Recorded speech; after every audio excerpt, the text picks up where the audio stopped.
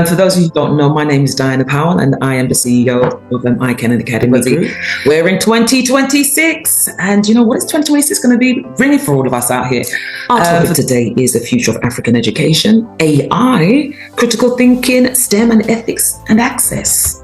African education is actually standing at a powerful crossroad, and AI, as you know, AI is everywhere. You know, when you go on social media, that's all they're talking about is AI.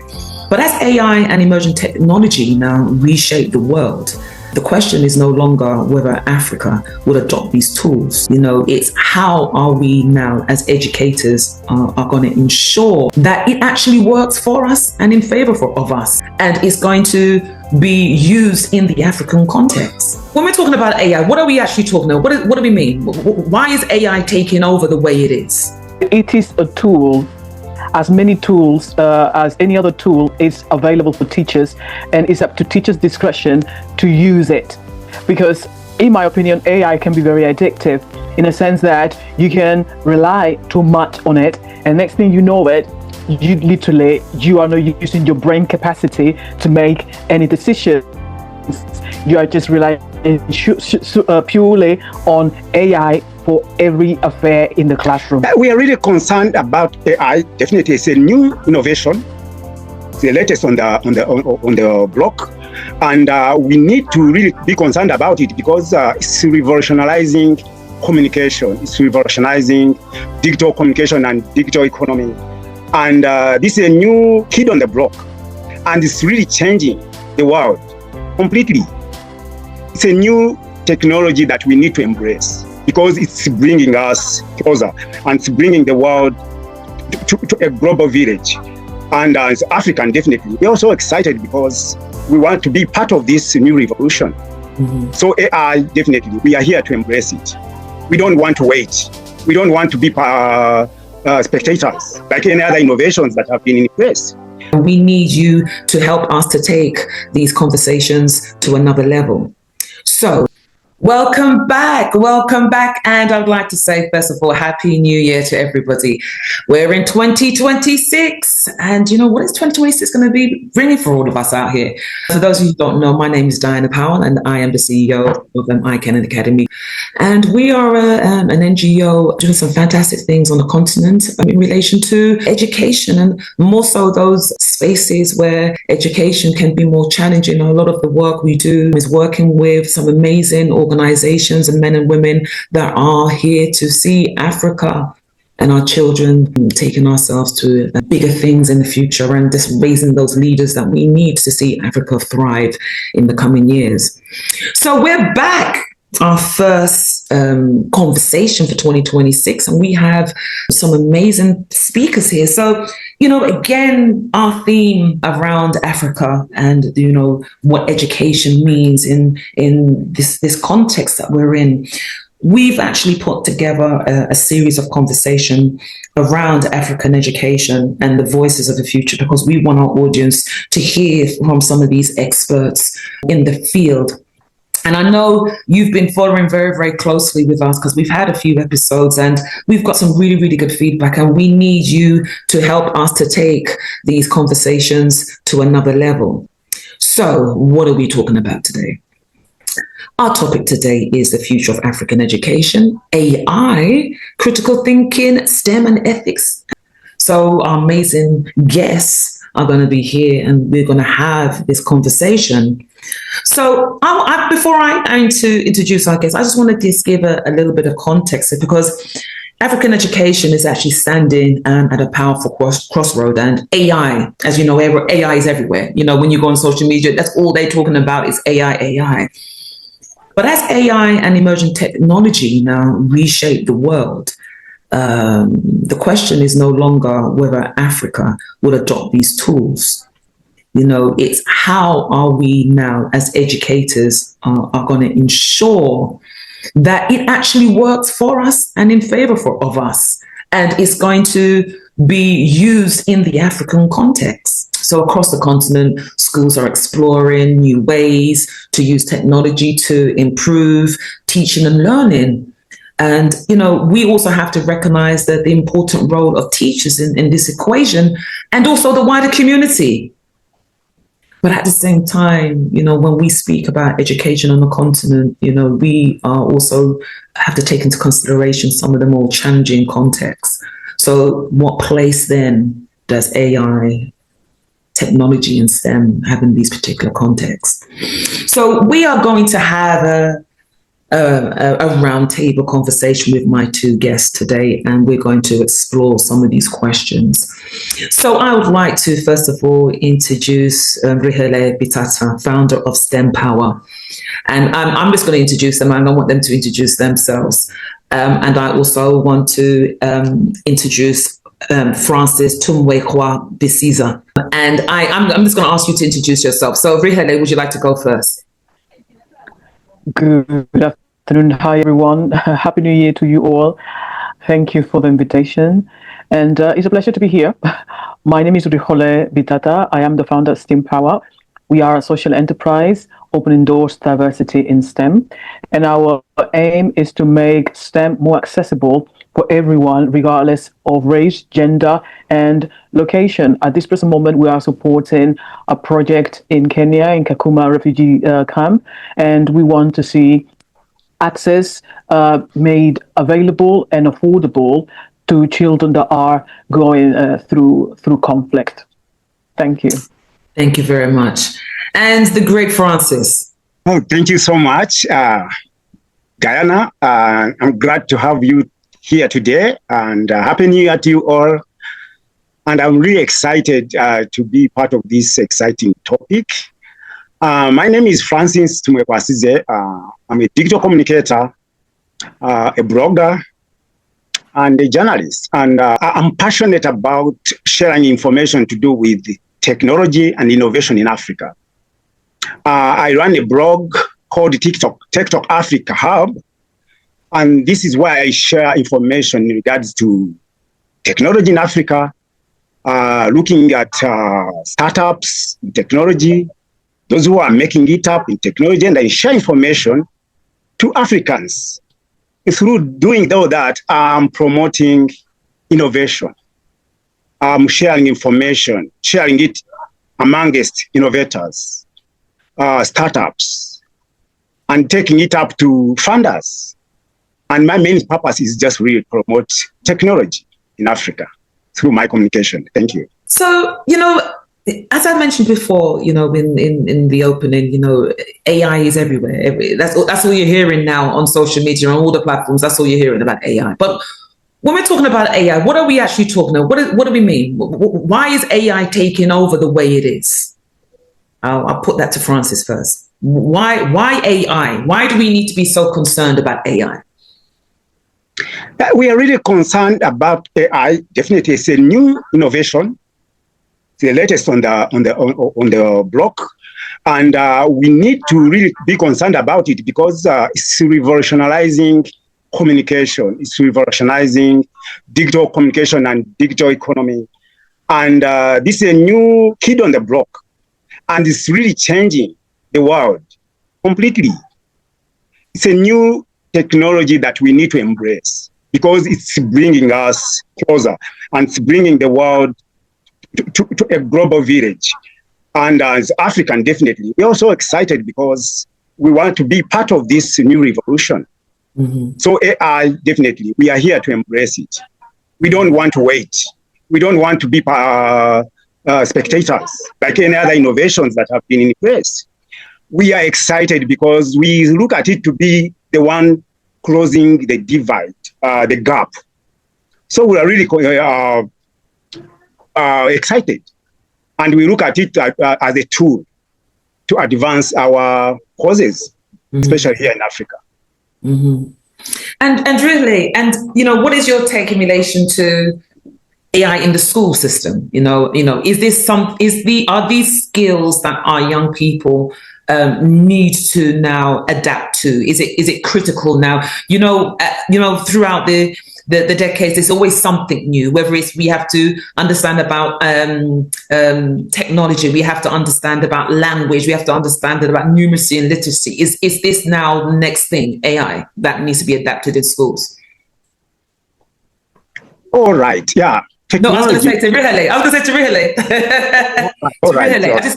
I just want to give it another educational context to this All right. because Yeah. you've given us now the worldview. I want to drill a bit more into what are we seeing in terms of young people in education? Is this another thing that we now have to adopt as educators in the field?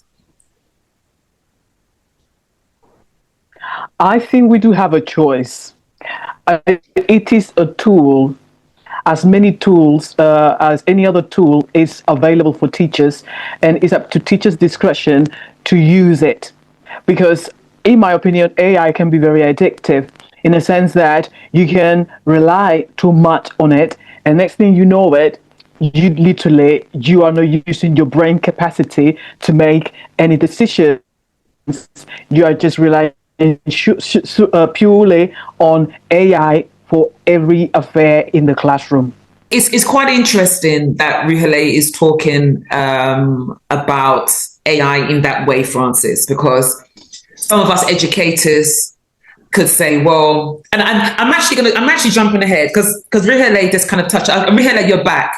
So are you saying that there is polarities in terms of AI? Yes, we do need it, but how much do we need it? Is that what you're alluding to here? Yes, how much of it, and also we need to think about the context, the cultural context in which AI was created in the first place. AI was created within the context of the global north, with the values of the global north. So you cannot use AI as it is. You need to adapt it to the context, to the cultural context and values of the continent, and the continent is very big, and even cultures within within each country varies. So it has to be adapted. It cannot be taken as it is in the state that it is right now. That's my opinion. I'm basing this. I'm basing this opinion on a study, Okay. Okay. a That's research interesting. by a research from the UNESCO. Even though it's not, the views of those two authors are not like in line with UNESCO, but they are kind of under UNESCO kind of framework, showing the things that we need to be aware when it comes to AI in the continent. Okay, then I mean, technology is something that as we move into the future, we can't really ignore it. But you've actually kind of touched on a few things where it's when we're looking at the African context, we've got to think about education then as a whole, because as we know in some of the work that we do on the continent, there are some more challenging regions that may not be able to adapt to AI in the way Francis is actually speaking about context is in the AI context in terms of what we need, and we can't really avoid it because that's the way the world is going. So what actually then is the African context of AI? I'll let you both pull on that, because sometimes people look at the Africa as one country, and it clearly isn't. Right? We have a lot of innovation taking place, but at the same time, we have a lot of crisis in education. So where can it fit? I want you to give me some examples of where it can fit, perhaps, or where we need to have to rethink sometimes in terms of context and adapt where we need to adapt. Because we speak about no child can be left behind. I'm not sure if it's my internet. Sorry, I lost you there. I'm not sure if it's my internet or you froze for a bit. Go ahead. I think we are. Yes. When you look at this contest, AI, regardless of hiccups and challenges we are going through, we need to embrace it. We need to embrace it because all these challenges, we cannot consider challenges. We look at how we can maneuver to make sure that we be part of this global trend, because we cannot wait until we have it perfectly here. Because we need to move with whatever little we have. And when it advances, it finds us on the way. So AI, we are moving on. We are not waiting until when it's perfect. I can give example here. Those who are cannot access internet, those who are in the rural areas, they are trying to see how they can tap into what is available now. What's your context, Francis? When you say here, where is here? Right now, in Africa, basically, we are embracing AI. We cannot say we leave it to other people to bring it to us. We need to take action.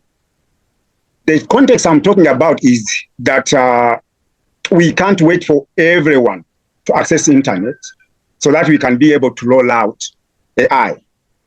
We are embracing it as it enrolls, because right now I can see teachers trying to tap into the available AI, writing content, translating content into different languages using AI, and writing books and taking them to the people who are in the schools in the rural areas. So that shows that really they are embracing AI just as it is. It's rolling out. They are not waiting for it to be perfectly available here. So the context is Africa is ready for AI.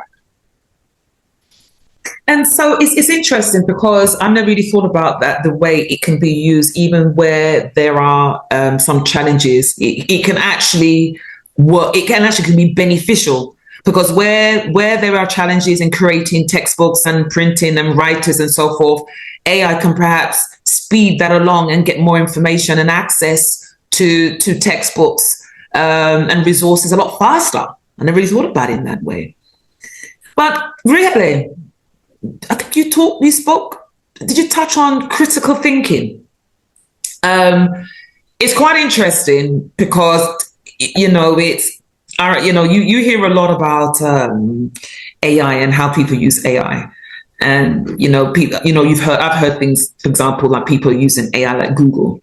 Right? It's just like, even where it's a thing where, it's, as Francis is saying, it should be used as an aid, and how it has definitely got benefits of that.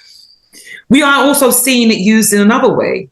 I was reading an article recently where one professor, I'm not going to name names, he was actually pulled up because they realized that elements of his doctorate paper had AI references. Right? So it can be used in a way to replace, it could be said, those fundamental skill sets that we were, of a certain generation, that we were taught to use. So when we talk about critical thinking now in AI, what are we looking at here now moving forward in education? Okay, you're gonna jump in here, Francis. Yes, yeah, Diana. Let's look at this. Critical thinking is becoming essential in African learners. Today's world, the children today are different from. They are learning in an environment different from where we learned from. Mm-hmm. Completely different. Memorizing notes, no longer enough. It's not enough. Our young people should be able to question, analyze, innovate, think, solve problems. We are not looking at these notes generated by AI. We need to we move these children from notes memorizing and copying, because AI can do that. But we are looking at AI-driven world where questions matter more than answers. AI tools can provide instant answers to almost everything, but AI cannot replace human judgment, the ability to ask right questions, spot errors, or decide what is true or false. So we need to concentrate on that, and we need to make sure that at least we look at AI that cannot replace human capability, human critical thinking. So we have examples here. Take, for instance, elections are going on in campaigns, but there's this problem of fake news, spreading misinformation. We are looking at a lot of information is bombarding people, children, young ones. They're confused. That's why we need to look into critical thinking, nurture children who can think.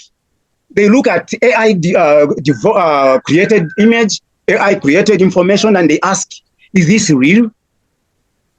Does it benefit? Is this message really genuine? Does it benefit me? Those are the skills we are trying to look at, and that comes from critical thinking. There's a challenge because we are looking at problem solvers, not memorizers, you know. And in the world today, employers or digital economy is looking at critical thinkers, not certificates. So we have to be conscious when you are to embrace this AI, because we are likely to compromise critical thinking. But that one, we need to be on a lookout, and there must be some solutions for that. Right now, we need people who are problem solvers, problem connected to our problems that surround us.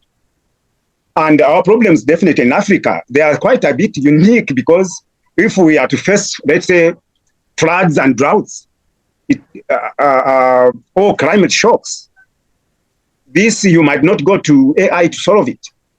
You need a critical thinker, because AI cannot get all information. We know AI churns information that is already online.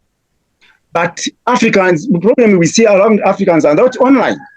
They need critical thinking and quick thinking and quick way of solving these problems. So we need to be critical when it comes to the use of AI in the totality. Okay, so I at this point, I want Rijole to jump in here, because I can see you nodding, shaking. I'm not sure what to do in response to Francis.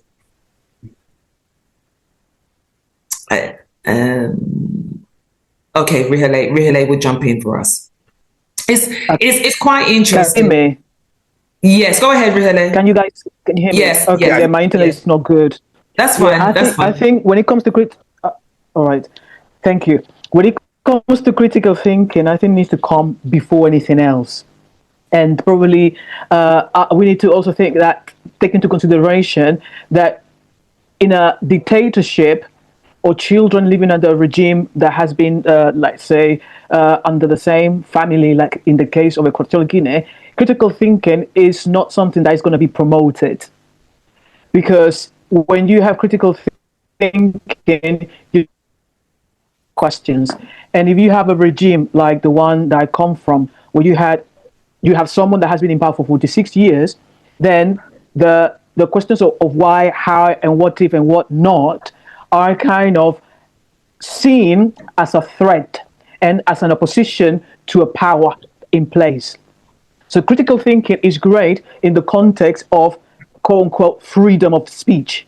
But when you don't have freedom of speech, then it becomes like performative and only to be used in the classroom as a way of a play. Yeah? I'm not sure you're agreeing with me. So I mean that critical thinking is not just about the classroom. It has to be a projection of that critical thinking, as Mr. Bahene was saying, outside of the classroom. And for that projection to take place, there has to be freedom in a place. There has to be systems where your ideas and your analysis of a problem and whatever outcome or whatever solution you propose is going to be received with open arms, or at least is going to start a dialogue or can help to some reflection as a community or as a society. Go ahead. No. Ask the question. No. I was going to say. I want to kind of widen it a little bit more, right? Because we're here talking about AI, and we're talking about critical thinking, but we're also talking about STEM, ethics, and also access. I think a lot of us would agree that the COVID era has turned things on its head, right? When it comes to technology, whether it's good or beneficial or whether it's not beneficial.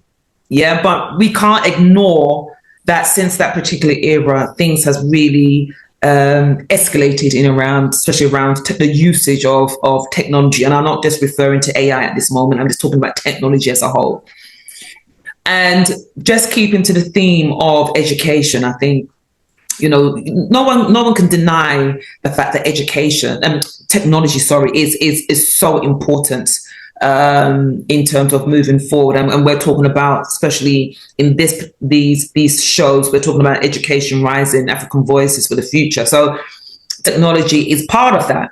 But it was quite interesting that I actually read an article about one of the Nordic countries, and how they saw technology emerge where, in the lockdown, everybody went onto the laptops. Whether you knew how to use one or not, or whether you knew how to use some of the apps or not, everybody was pushed online. But they actually also did some research when they felt that the use of technologies, and I'm not taking away from technology, I'm just looking at one particular region and how they've embraced technology or actually use technology in such a way as a tool rather than the totality of the education experience, where they felt that through technology and the usage of apps and so forth, that some of the fundamental skills, especially of primary age children, were being lost. And even though we talk about critical thinking, as one of the 20th century skills that we as young people or adults need to be able to embrace and be able to utilize in the way the world is moving today. But at what price is this happening? For one country to now say children cannot use these technology until later on in life because they're losing fundamental skills. Going back to AI now. Right. I've been in education for a number of years, and I've seen how AI has evolved now in the classrooms to the point where, yes, it's a tool, but are children using it as a tool? Because it's not denied people using it as a tool to copy, right, and plagiarize. So look at the wider conversation around STEM now. How are we supposed to now utilize STEM and AI fully without losing some of those key fundamental competencies in learning? I think there has to be a limit of the time. And actually, I was speaking to a teacher recently, and he was telling me that in his school, as a policy, they have children, limiting the time the children are exposed to, for instance, tablets. And in some schools, they only allow children, like in mid-school, to use the laptops. Because through the pandemic, the skill of writing has been lost. One of them, like handwriting. And I see it as in adults as well, some adults like in their 20s or mid or teenagers, when you look at their handwriting, it's really bad. It's really bad. And then there's been a big jump. All of a sudden, everyone has access to laptop, especially here in the global north. But then when you go to the basics of STEM, which started with the Word, perhaps with Microsoft and Word, people cannot copy and paste a document or copy and type, because it's all about touch type. I mean, because it's all about sliding.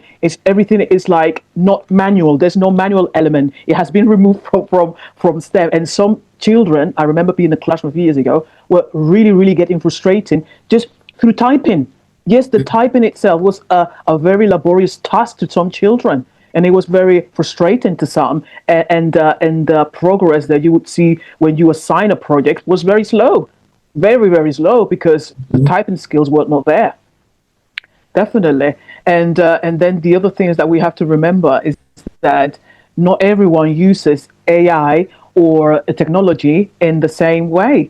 The purpose of education is there, but the people use it for entertainment, especially for entertainment. If you are unfortunately a child whose parents work a lot, who is going to supervise that usage? And that is a problem in itself, where children are left unattended in most cases, or technology is used as a babysitter, and then some children, unfortunately, have ended up being groomed through the use of technology, which is another danger. I don't see that happening in the continent, touch wood, but it's a danger that we need to be aware, that we need to look at technology and look at the global north and look at the things that work and the things that need to be improved before taking AI, especially, with open arms.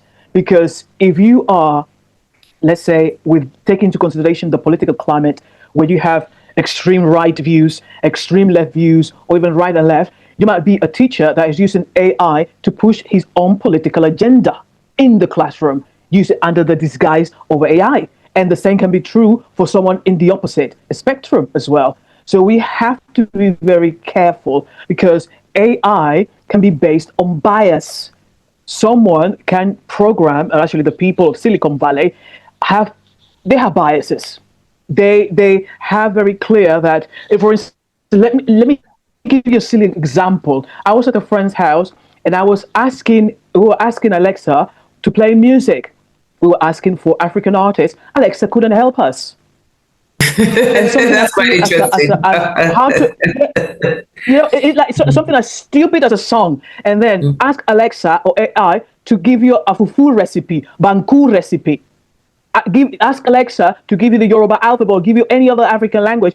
It's not equipped to culturally adapt to the content of the continent in that aspect. So that's If quite you're going to welcome AI within the French and the English, that's fantastic. But if you're looking to, let's say, instill some cultural pride, you really need to look at AI as a tool to push that into the children's mind and to your community. it's very interesting you're saying that. And then Francis, maybe that is a gap in the market for some of those tech savvies in Silicon Valley in if it does exist in Africa to maybe take on the African context and have these technology have that context that Yes. is talking about. Yes, Diana. That's why we need to be involved. I talked about not being spectators.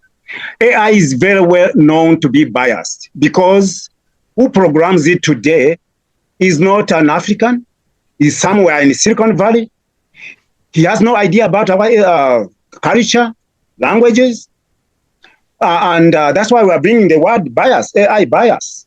They don't know our culture. So that's why we need to embrace it so that we are able to produce children who are able to be programmers, coders, people who are able to go into large language model, teach, of course, others are coming in now. Teach, because AI is taught before it gets back to teach you. You feed it. So we are ready. We need to get people, children who are ready, students who are ready, and not only everyone should be ready to learn how to teach this AI. Teach it our values, our culture, our languages. It's misunderstanding the pronunciations, the way it pronounces words when you say speak Swahili. It's totally different. Even the accent is totally different because someone programming it has never heard about Swahili, how it's spoken. So,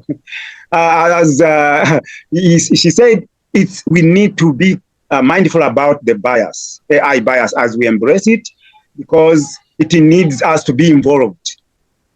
It needs us to be part of the whole exercise. Let's not wait to be consumers, because we're going to consume things that are not important to us, but not valuable to us. So we need to be mindful about the bias, and we need to sort this ourselves, because we know ourselves better than any other person. Thank you. I'm going to drop back a bit. You mentioned about how AI can be used to support low resource communities, in terms of textbooks and other resources that can be beneficial, where before is a bit challenging, but how AI produced resources could benefit more in some of these low resource communities. So I want you to expand on that a little bit more on how technology can be used creatively in these communities where perhaps technology is not necessarily readily available, but the young people are very hungry for it. How can we use technology in a more creative way? Rijole, you want to jump in here then? Yes, I would like to say that as long as you have at least one computer, this is me thinking out loud, you can have, let's say, a slot where children or a group of children, at least 6 children, a certain amount of time seated around a computer. But I'm talking about places where you could have a shortage of teachers. And you have right now many educational platforms that have AI integrated, where you even have a tutor that could be helping you with maths. Could ask you, could give you feedback. If, for instance, a class is overcrowded, which is mostly the case in certain places where you have 100 children per class, which is ridiculous, AI can be a teaching assistant. Another example, if you have girls who fall pregnant, teenage pregnancy is a problem in certain parts of the continent, it could be used as a tool for those girls to continue the learning at home. And also for cities where the levels of literacy are very low, it could be used for teaching literacy and numeracy.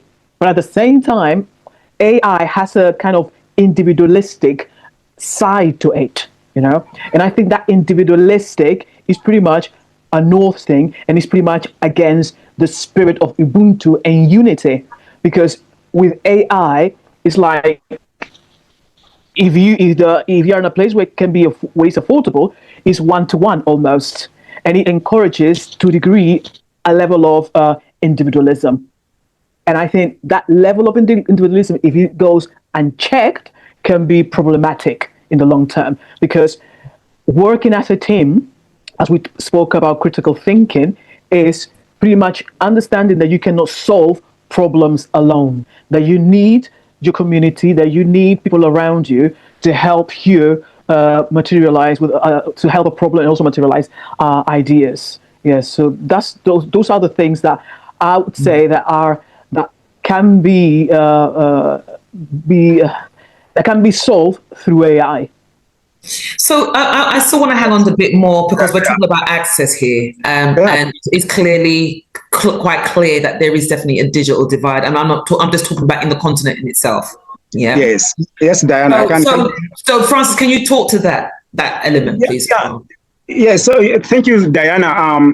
When you look at how can we cater for these places to come out in a creative way, to cater for these low places of rural communities with less connectivity, this is very, very crucial area to look at, because Africa digital future depends on how we look at today. 70% of communities still experience unlimited or unreliable electricity, low access to device, connectivity is poor, but we need to see on how the good way, how we can advance this technology to these areas, the 70% we are looking at across Africa. We need to look at how teachers today are becoming innovative by using simple and creative and locally adapted tools to support this education in rural areas. But when you look at the technology, I was following up stories of technology in, let's say, in Kenya. They are trying to look at how they can use offline fast technology without internet, and they are trying to get software that can download. Then the information is passed, even if the place does not have internet. I wrote a story about a place called the center called Kobili, something like Kobili. They have a learning center where they transfer, they take information to the refugee camps, because refugees camps are just situated off the urban areas. They take information immediately. The latest information they transfer it through flashes and all that. And you could see how they are trying to labor to make sure that these people who are in the refugee camp, they are not left behind. They are going, they come with information and then translate it in their own respective mother languages. So they are trying to see how, whatever limited resources are, they are trying to reach out to those people, the marginalized people who are in the rural areas, remote areas. I looked at one program called Rijole. It's called Remote Area Community Hotspot for Education. They carry portable Wi-Fi's. They charge batteries, carry them deep down in the villages. They use it for that specific time so that they can at least have those people down there can have experience, they can experience, maybe learn, leverage technology in a short period of time. That shows how educationists are trying to use the limited resources to reach out those people out there. So when you look at, we talked about during COVID time, here, radios played a very big role in sharing information, passing education materials, sharing, even children would do exams on the radio. You can imagine they would be seated in the radio. Sometimes others would be seated under the tree. Then there's a teacher, one teacher, coordinating them, listen to the radios. And that system is still moving on in South Sudan. People are still receiving education, more especially these who are in nomad areas where children move in from one place to another. They use radios. They sit and listen to radios and receive lessons. You know, this is an indication that with limited resources, these teachers, the educations are trying to push, at least to make sure that at least everyone is embraced in this revolution of new technology. I'm going to have a question I'm going to throw out to both of you now as I roll out from this focus of access. How can we, or is there still a need? I'm going to rerun back. Is there still a need for girls and young women to be more in the forefront of STEM, technology, AI, programming, coding, whatever you want to say? And how can we encourage more of this? Yeah. Yes, please. Yes, there is. Yes, there is. Yes, there is. So, what is it? Yes, so there is. Yes, there is. Why is that the case? We've been having these kind of conversations for nearly decades now. So, why is there still a problem with women accessing or girls accessing technology or STEM subjects or STEM jobs or STEM roles? I think it goes back to the very basics of especially with teenage years. Actually, no. Let me talk about. I think it's got to do more. From what I read, is the literacy levels. Literacy levels really affect women the most. There's still a big gap, and that's why you have a lot of initiatives. The ones that I was looking for is mainly initiatives that help girls, because unfortunately girls, there's the teenage pregnancy that I spoke about in some countries is very real, and then in rural areas is worse because you have female and women looking after the farm, looking after the house, basically doing everything. So they are the main breadwinners. And as a main breadwinner, obviously you have to prioritize certain things, and also you won't have as much access as your counterpart female in a much more in the city, for instance. And if you allow me, I can share a few initiatives that promote girl participation in STEM, if that's okay with you. Yeah, go ahead. We have. Can you hear me? Yes. Yes. Okay. It froze a little bit. Yes. We have Tech Girls. Yeah, the initiatives that I found is mainly in places like Ghana and Nigeria, in Kenya and Rwanda.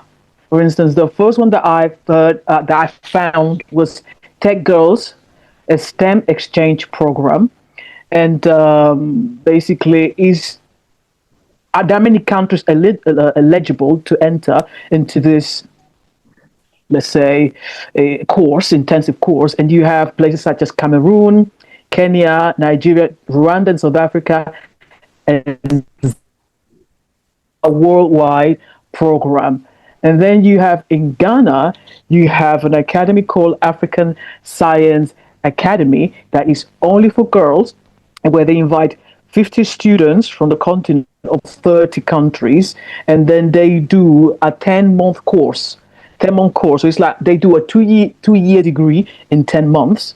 And you have very interesting stories there, like the story of this girl called Afua Ado, where she shares how she created an intelligent farm using AI, using robots to aid farmers who might not be able to provide for the cattle at certain times of the day. So the focus here was agriculture.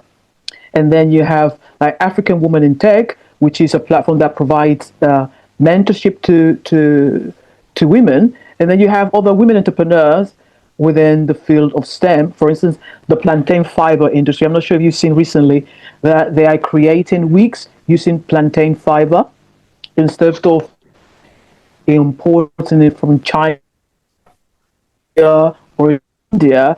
You have entrepreneurs that have discovered, I think they have actually rescued the practice of turning fiber into wigs and into hair so you don't have to wear to import it. I think it was an excellent idea and excellent usage of resources there with the technology, and I think it's amazing. It is amazing. Yeah, so those are the things that I would like to share. Yes, women are there, but I think more needs to be done, especially in those communities where women are not seen as well.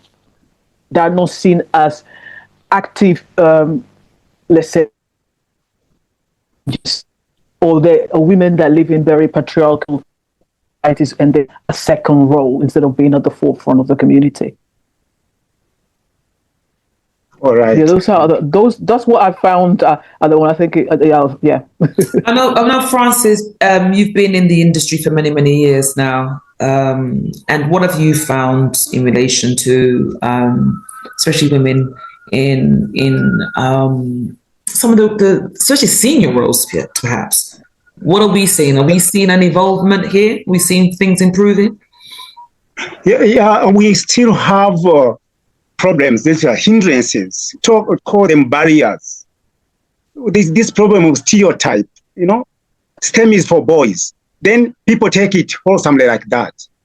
It's a big problem. Technology, mathematics, leave it for boys. This is the problem we are facing up to now. Much as they are trying to push these two girls to go into technology, but the stereotype and attached to the cultural norms, about girl child, that's a big problem. Even when you go to a coding school, a club, you find out of 20, there are 5 girls, and they are looking at those girls to be. They wonder, how are you taking this? Why are you there? This is for. It's like he's joining a mechanic. The way they left a mechanic, being in the garage to be a boy. The same way they are looking at it. We have a problem because we are not embracing this. We are not bringing girls to this, to bring them in a soft way, a very entertaining way, to tell them that they can. We are trying to. I have seen places where they are trying to encourage them. They bring them, role models. Role models. We to encourage them. That you can. Then we if we bring a role model, I remember this. She's called Anne Marie. She's a STEM advocate from West Africa. She used to be on TV. Teaching, telling girls that yes, we can. There's Juliet Asiomo he's a former Google Nigerian Asiomo, something like that. Google Nigerian Google director in Africa. Is a woman. We have failed to. We are trying to bring these people, but the stereotypes still pull back these girls. Early marriages. They are facing problems. Early pregnancies. So many things involved, but not all is lost. I can see the efforts being done. In fact, they are bringing these role models. They are forming clubs. I've written about clubs in coding clubs in Nigeria, Rwanda. Rwanda is picking up very fast. Rwanda, they have clubs for girls competing with boys in coding, programming. They are coming. And it needs a political will. When we are giving an example of Rwanda, because politically they have that will to promote technology in totality, more especially to be embraced by everyone. So we need to break those stereotypes. through our community, through community engagement. We engage traditional leaders, politicians, and we can't leave girls out here. The population of girls is almost 50-50. So imagine you are leaving half of the population, that resource is wasted. So we need to tap into that. We consider them to be equal. We can't live, and we are missing the best coders. By the way, once it's been proved that once a girl goes into coding needs concentration and attention. And girls are doing well. So we should be bringing those examples, those who have excelled, bring them on board. Let them know that, yes, if so-and-so can, I can also do it. Basically, we are looking at STEM to combine in early exposure. These girls, we intensify on mentorship, and community support comes in, and we bring in, there's no doubt they can do it. And girls are really brilliant. Girls are there. So they have to overcome all these problems. Girls are not supposed to be engineers, not supposed to be scientists, not innovators. At one time, they used to say they should not be leaders. Now, today, they are the best leaders. We should look at that. You see? So it's high time we embrace it for everyone. No child should be left behind because he's this kind of gender, or he's from this area, or he's what. This technology is for everyone. And girls should be on board, and they should be supported free. I just want to say to our audience, today's theme is the future of African education, AI, critical thinking, STEM's ethics and access. And our guests, Rijole and Francis, are exploring and having discussions. And it's quite interesting because, sometimes you want to actually think a little bit more deeply about AI and technology, and its usage, I think, because it's great to hear about on one side of the spectrum all the innovation and the need and the change in and the needs of the communities and need of business and industry and why we need these skill set. But we also got to take in consideration also some of the ethics and some of the access and some of the hurdles and some of the challenges as well. So I'm sort of super happy that we're having this type of conversation. So as we start to wind down, I want to kind of think a bit more now about the future. What does the future hold? Because the conversations that we've been having over the last few weeks is about African voices for the future. So 10, 15, 20 years, what is it going to be like, do you think? What skill sets are going to be needed when we're talking about technology, AI? How can we start to ingrain them or instill them now to get our young people on the continent ready for the new era that we're moving forward into? Anyone? I think personally we need to start a STEM very earlier than when you look at the age in which children start STEM here. I think it's a bit late. I think the approach that we need to have in the continent, it's hands-on from that child enters into the school. Yes, the reading and writing is very important, but when you look at the creativity of the African child in particular, and it's a type of creativity that I haven't seen in children being born here, and that's the ability of making their own toys.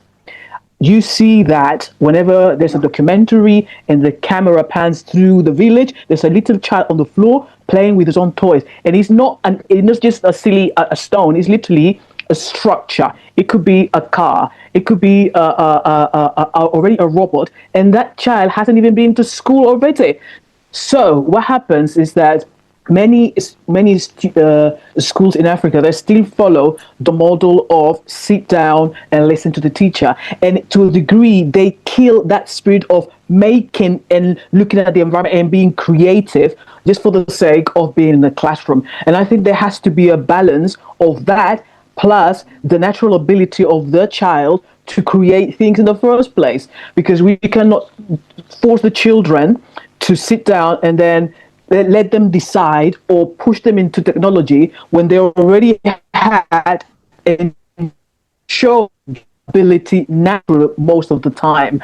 So for me is to start early, very, very early, and kind of create models that are more in tune with the problems and challenges that the community is, as opposed to just follow a model for the sake of preserving like legacies of colonial legacies and curriculum from the past. So that is my wish, that when we look at the future, you look mainly at problem solving as opposed to just thinking about careers. It's more about problem solving and also genuine passions as well. Because I think that many of the people in the country have love for the community, and that love for the community helps that child, that person, to look at things that can be improved in order to benefit everyone and to improve everyone's quality of life. So I think if we start from day one without comparing ourselves with with anyone, I think that's the way to go. And as we come to a close out, I would like Francis. I would like to pose another question to you. Actually, you know, Yes. I've heard you've said on a few times now, no child should be left behind. So, what does that actually mean now when we're looking at future of education, technology, AI, STEMs, etc.? What do we mean by no child, or what should it mean? No child should be left behind. Oh, yes. By saying that, I mean, let's not look at whether the child is from the capital city of Kampala or in the village or deep down in Karamoja or in South Sudan or where, or the gender. We need to know every child should be embraced in this technology, because we don't need to give excuse that we are limited by resources, that we don't, this child comes from this kind of very well-to-do family or what. We need to look at how we can reach out this child deep down there. Everyone, including those who are in the refugee camps. We can't deny that. Take, for instance, in Uganda here, we have the biggest population of refugees. So you can't say these are refugees, so they have no chance, or they should not be catered for. Regardless of where this child is, we should consider them to have access to these technologies, because the technology is for everyone.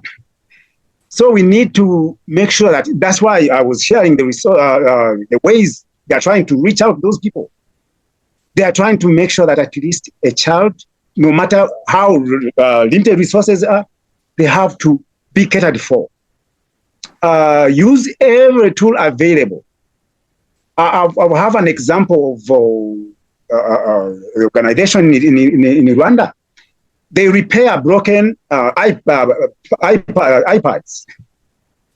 Then they use them to, in the process, they are really learning, at the same time fabricating iPads to use. You see, they are trying to make sure that at least these broken ones, they can be useful. Somebody wants them. So that's the idea they have. That's really how passionate these educators are trying to push this technology to the last person. That's what I mean by no child should be left behind. And the efforts are being taken seriously. I just want to just say thank you to you both. It's been quite an interesting and enlightening conversation. And to our audience, I hope that you have taken some of this conversation in, and you know, it's a lot of the conversations we've had on our shows. It's a lot of it is food for thought. Because when we talk about education, rise, and African voices for the future, it's a lot of voices, and they're coming from different perspectives. We have some of the, you know, experts and professionals in these areas that are sharing some insight that, you know, what we're hoping to do will support those who are in education and those in the communities, and probably in policy as well, to have these kind of conversations that perhaps is not really necessarily having.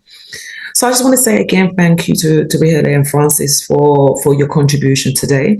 And just for the audience listening, today's theme is the future of Africa, Africa's education, AI, critical thinking, STEM, ethics, and access.